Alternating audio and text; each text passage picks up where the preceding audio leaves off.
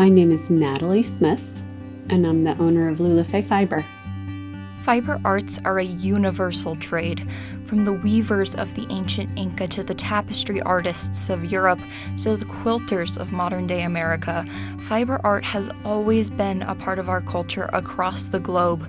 Today, it serves as a hobby for many and for the workers and patrons of Lula Fay Fiber, a small yarn store in Boulder, Colorado. It's a way of life. I started knitting when I was little. My mom used to take me to little craft stores, and I picked out some needles and some yarn one time and taught myself how to knit. My great-grandmother taught me when I was 14 years old, so I started knitting then. She kind of just handed it to me, and I had just moved to Colorado, didn't have anything to do or anyone to hang out with, so I was like, okay, cool, something to do.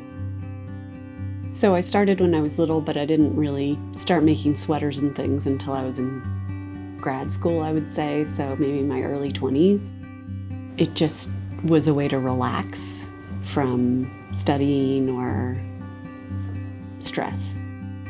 After I learned as a preteen, I dropped it for a while, and then I picked it up again when I was in college because I was so stressed out and my mental health was tanking. And it's just so nice to have this mindless hobby where it's you accomplish something at the end of it. I like to make things for other people. I'm making graduation sweaters for my son and his girlfriend. Well, when I started knitting, it was mostly scarves and hats. They were the basic thing to start with, and I just kept making them over and over. And then with crochet, it's definitely stuffed animals. I love making stuffed animals. There's some cons physically, especially with crocheting. I'm also an artist, so it's kind of the similar things where it's you have to know when to take breaks and do exercises. You can't just do it and not take care of your body. But I also think it is like an exercise. There are physical pros to it, even if it is placebo mental. I don't know exactly what it is, but it feels like you're doing little movements, your body is moving. One of the main reasons I have this shop is because the thing that's really important to me is creating community.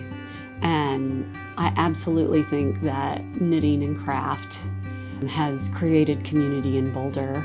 And we have all sorts of different people. We have freshmen at CU who come in to meet people.